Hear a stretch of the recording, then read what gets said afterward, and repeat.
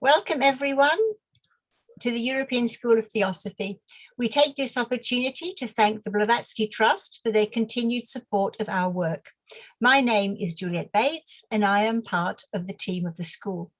The school was founded in 1981 by Geoffrey Farthing and other theosophists, and this year we are focusing on the study of the secret doctrine, while also offering lectures, online courses, and seminars on a variety of topics.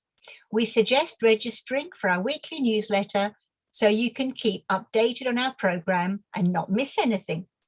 The EUST is a not-for-profit organization, and the large majority of our programs are free of charge. So please support the work of the school by making a donation if you can. Our next monthly appointment with the Healing Circle, facilitated by myself, will be on August 22nd. And if you would like to participate or wish to include a name in our healing book, please send an email to eustheosophy@gmail.com. Today, our Sunday lecture is by Edward Abdill, who will give a lecture on Dharma, the Lodestar of life. You might like to take note of 2 dates with Cosmogenesis coming up, as next Sunday the 15th, we shall have Dr. Eugene Jennings, who will lecture on stanza 2 of Cosmogenesis, and the following Sunday, 22nd, Martin Liederman will give his lecture on stanza 4 of Cosmogenesis. As you all know, the European School of Theosophy is publishing the Lucifer Collection, a collection of books comprising all of the material published in Lucifer magazine, which was a monthly journal founded in September 1887 by HPB and edited by her until her death in 1891. The volumes published so far are available on Amazon, and this week we have published further, including What's the Buzz?, Christianity, Esoteric and Exoteric Christ and Church, Blavatsky on the Gospels, Masonry and Lavater, Buddhism, Hinduism and Antiquity, and W. Wynne Westcott in Lucifer, and Kabbalah, Magic and Talismans. If they're not all out, they will soon be. So there is something for everyone, amazing gems for your library, and a great edition also as presents for friends. We shall expect probably a total of around 22 volumes for the Blavatsky years. So check them out on lucifer-collection.com for more information and to see all of the titles. The way today's meeting will be conducted is that your microphones will be muted and you will not be able to unmute yourself. After the lecture, if you would like to ask a question, you can either write it on the chat or use the raise hand icon option. Your microphone will then be unmuted so that you can ask your question. If you do need to leave the conference room during the lecture, please do so without announcing it on the chat so as not to disturb the proceedings. A brief disclaimer: the views and opinions expressed by the speaker and participants during the course of this lecture are their own and do not necessarily represent the views, opinions, or positions of the European School of Theosophy. Thank you for listening. And now it is my honor to introduce our speaker today. Edward Abdill joined the Theosophical Society in New York in 1959 when he was 24 years old. He is the author of several books, including The Secret Gateway, Modern Theosophy and the Ancient Wisdom Tradition, Masters of Wisdom, the Mahatmas, Their Letters and the Path, and he will soon publish A Journey to the Real, Memoirs of a Theosophist. Ed is a past vice president of the Theosophical Society in America and past president of the New York Theosophical Society. He lectures for the society throughout the United States and around the world. So Ed, we are all looking forward to learning about Dharma, the Lodestar of life. Welcome once again, and let me pass the word over to you. Thank you. Thank you, Juliet. Most people don't think about or even care about any purpose in life. It is enough to enjoy life, to find a good job, a loving mate, a happy family, eat, drink, and be merry. At times of crisis, however, even the most convinced materialist and hedonist often wonders why, and that is a spiritual question.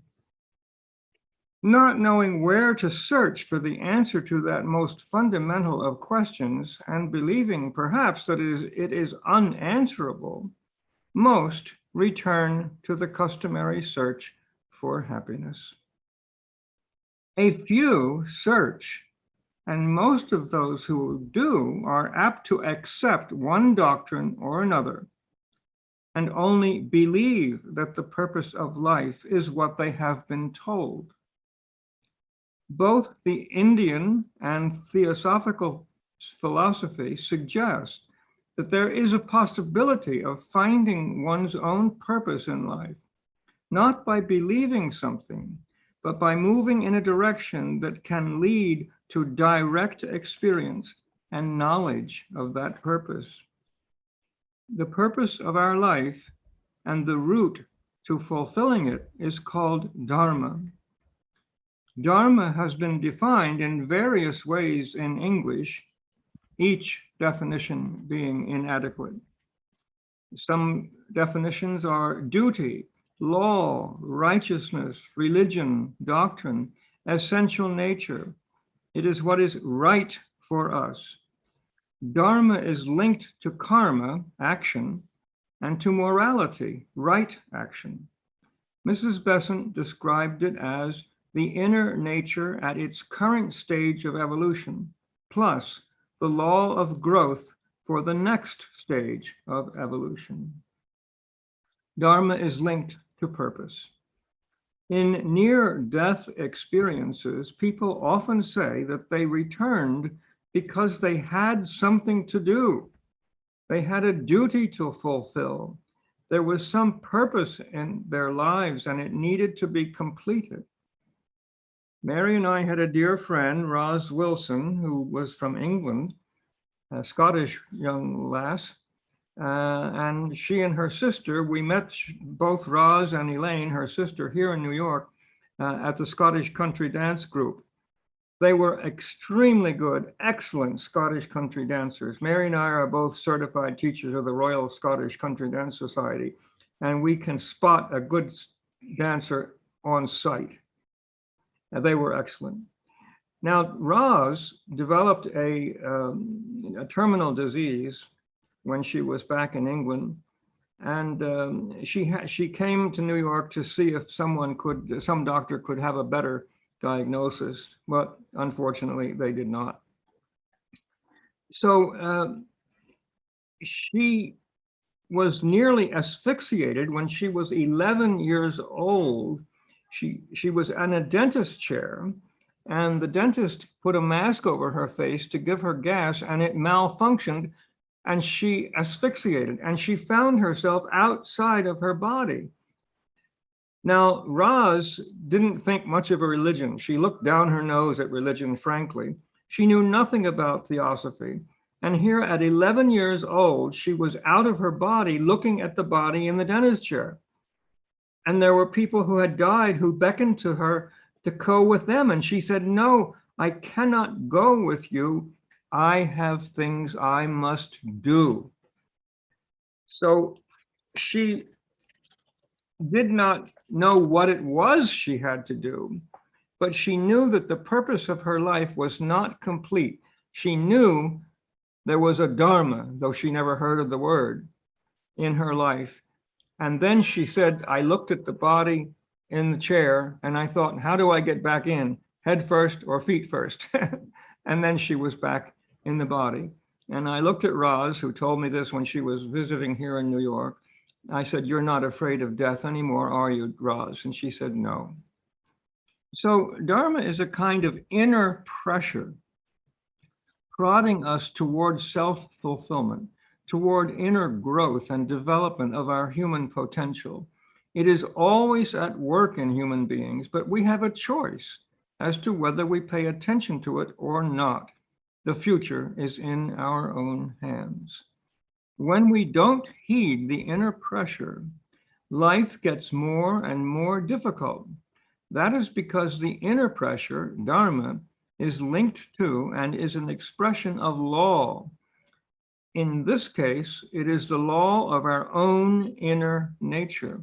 The inner nature is trying to mold the outer, trying to express itself in the outer world. Evolution, then, can be seen as the gradual unfolding or revelation of a subjective state. It proceeds from what is within to what is without. Inner pressure molds the outer circumstances.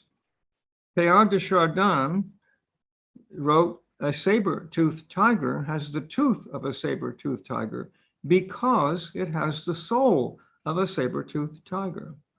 Plotinus, in the Aeneid, wrote, those who believe that the world of being is governed by luck or chance, and that it depends upon material causes, are far removed from the divine and from the notion of the one.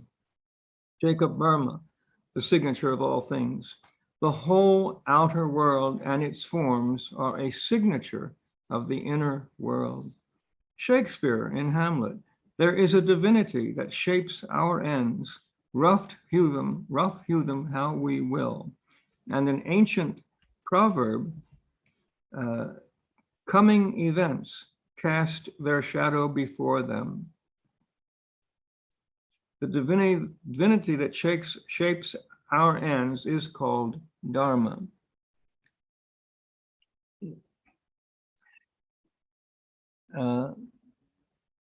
If coming events are said to cast their shadows before past events, cannot fail to leave their impress behind them. That was Blavatsky wrote that. So Dharma is unique to the individual.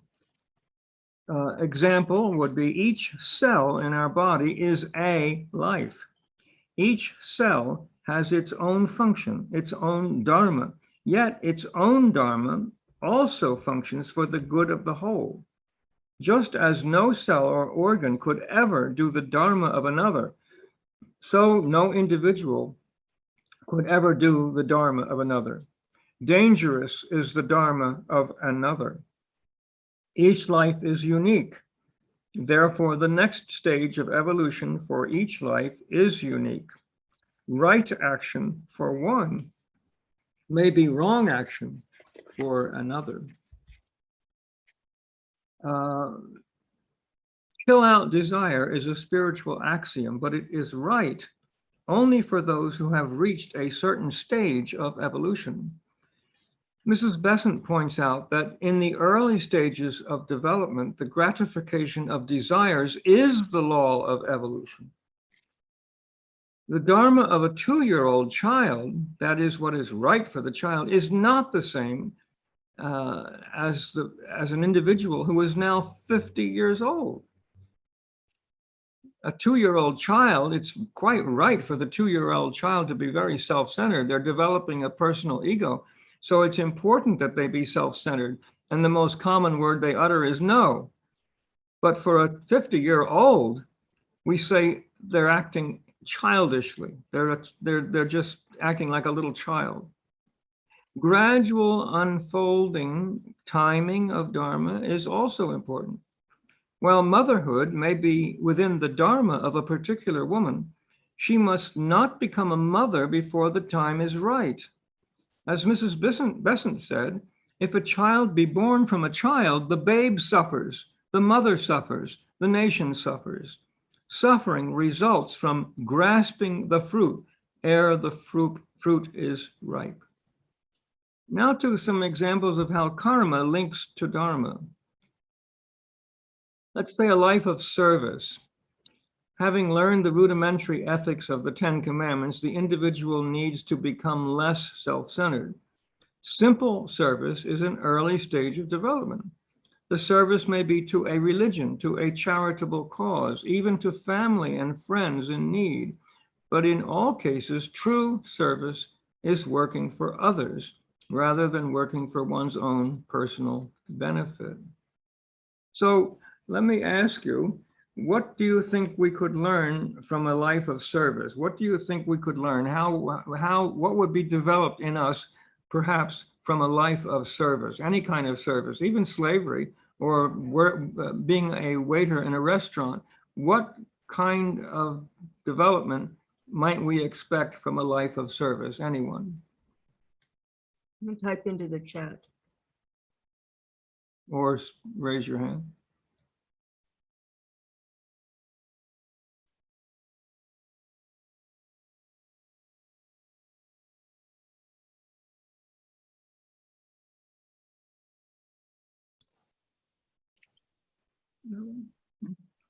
I Nobody? think everyone is considering deeply the question here.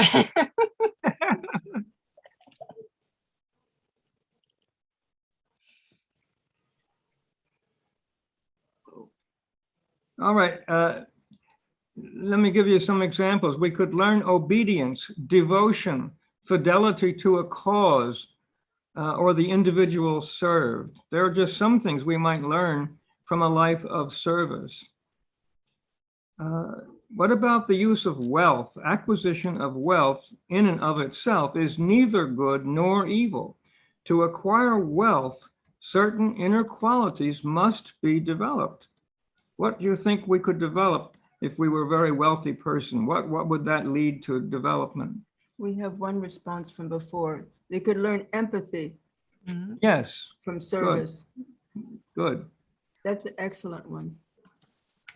And you can't unmute, but you can type into the chat. Yes, you can. Yes.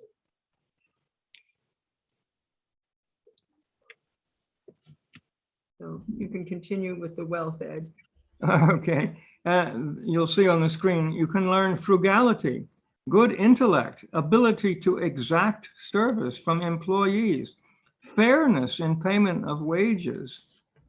The fact that these qualities may be developed out of selfish motives does not matter. That may come as a shock. The important thing is the development of the qualities, which at a later stage may be put to use for the good of the whole. Here we have another answer that you could learn humility from a life of service. Yes, thank you. What about rulers or soldiers? Even a soldier, even though a soldier may be aggressive, even ruthless at times, the qualities being developed include what? What do you think?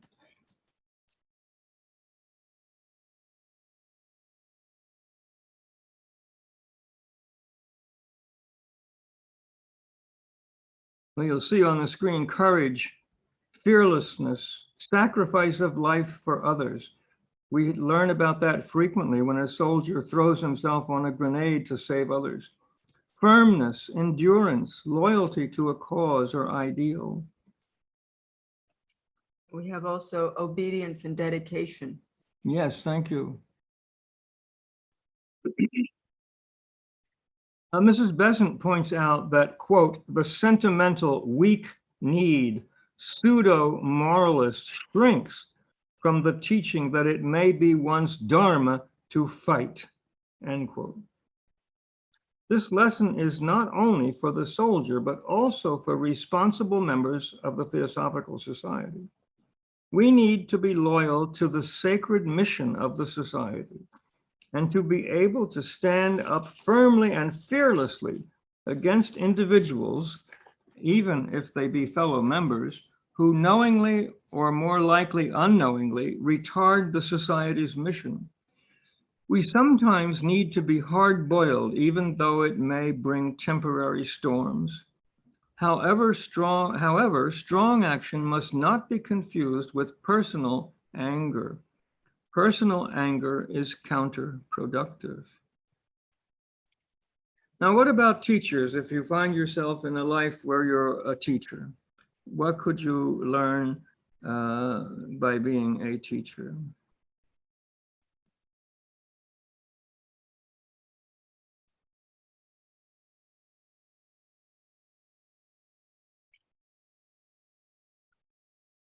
We have discipline. I think that came from the previous. Yeah, well, both, But also, true in both. Would you like me would you like the participants to actively comment during the lecture? I can give them the option to unmute themselves. sure. We also just have in the chat selflessness. You put your students first. Yes, and on the screen, you'll see communication skills, patience, sensitivity to the needs of the student. Some people are really good teachers, others are not. Now, KH and Moria were colleagues for many lifetimes, according to the literature and what they say, but they had a very different mode of operation.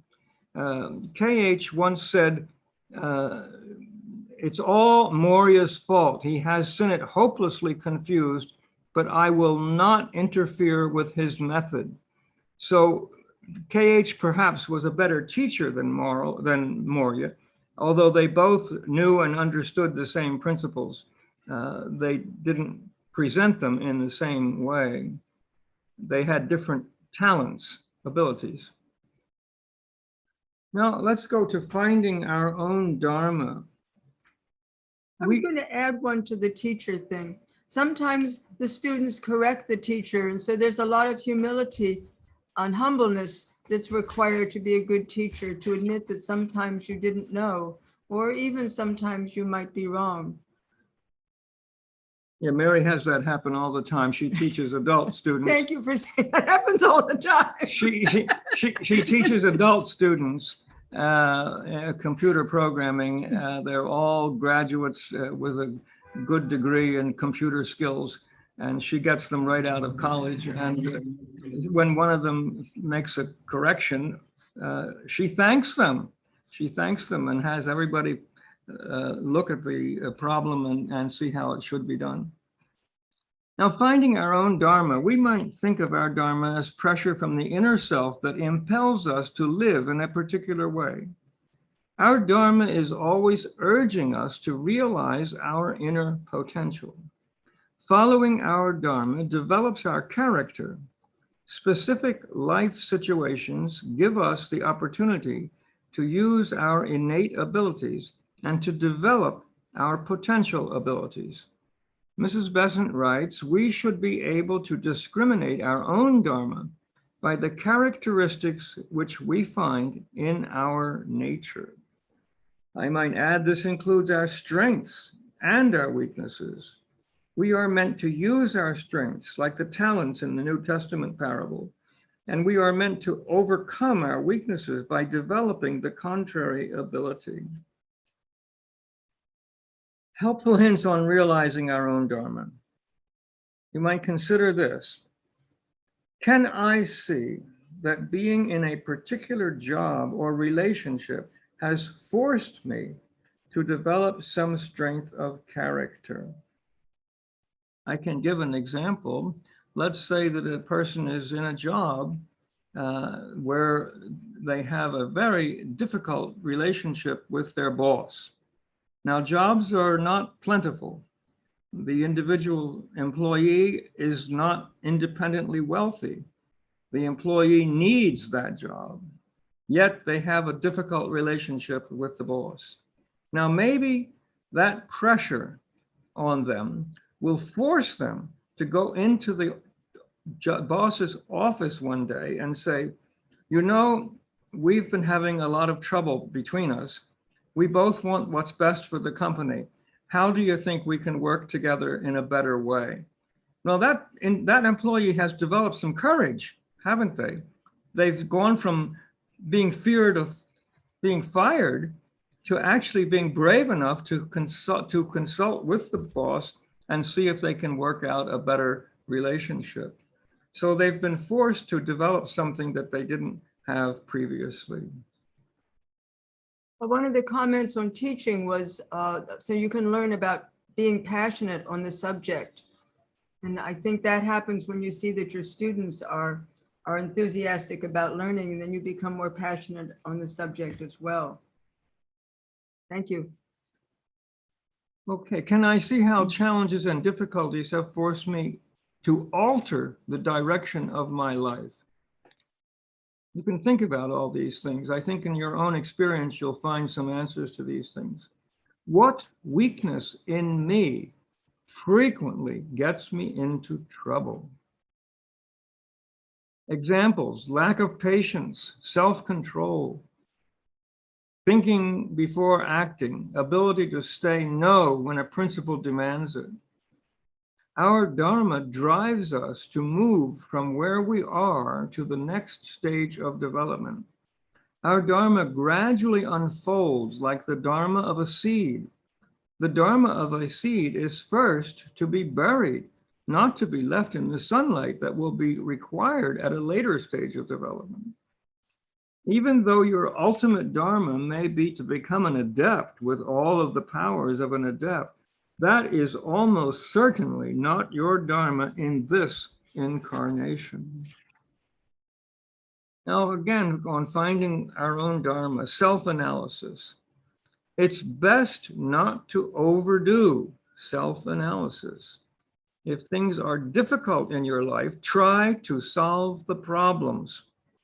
That will require you to develop inner strength that will become part of your character and part of the reincarnating self. I had a friend once who had another friend, and the other friend was in analysis and constantly asking, should I do this? Is this right or is that? And my friend said to him, oh, for heaven's sake, put that pad and pencil down. You see, it can become very self-centered, can't it? Self-analysis can become very, very self-centered. Real self-analysis is a quiet observation of your character, observation of your activity, of your actions, observation of your thoughts and feelings. See them for what they are without judgment. Once we see them as they are, we act in a sensible, responsible way. Someone once said, if you see a tiger in the forest, you don't ask, what shall I do? You act immediately. No questions asked, you act at once. So that is when you see the problem, you act at once. But first we must see it. We must acknowledge there's a problem. We must see it, and then we will act once we do see it. So to see where karma has placed you and to learn to work with your present circumstances, to try to solve the challenges of today so that you can develop the strength to meet greater challenges tomorrow. We grow by making choices and acting upon them. Making the right choice. Intuition in the theosophical sense means insight, and intuition can help us make the best choice. To get a flash of insight, the mind must be quiet. Albert Schweitzer was searching for the universal concept of the ethical. He was on a barge floating down the Nile, very, very quiet. And in that quiet atmosphere and that quiet mind, he suddenly got a flash of insight. The universal concept of the ethical is reverence for life. And Albert Einstein spoke about intuition. The only real valuable thing is intuition. And there was another Nobel laureate who said, it's a matter of first getting the intuition and then working it out to see if it is accurate. See, we must test it. We must not think that every flash that comes in our mind is straight from the mind of God or straight from the inner self. We must test it out to see if it's true, if it works out. So the mind must be quiet, and meditation opens the mind to insight. I have several handouts that I give at meditation workshops that I used to conduct. And if anyone would like them on meditation, simply email me and I'll send them to you. There's 3 suggested meditations, quotes about meditation, and seed thought meditations. So if you'd like those, just email me and I shall be sure to send them to you. So finally, it is important to try to live in the now, in the present. The present has no dimensions. If we try to measure time, it is very quickly in the past, isn't it? We can't measure the future because it does not yet exist. So what is the now? That point between past and present. K.H. once wrote, past, present, and future, such clumsy words, as ill-suited to the purpose as an axe for fine carving. So we need to live the life now. Kierkegaard wrote, life must be lived forward, but it can only be understood backward. Thank you.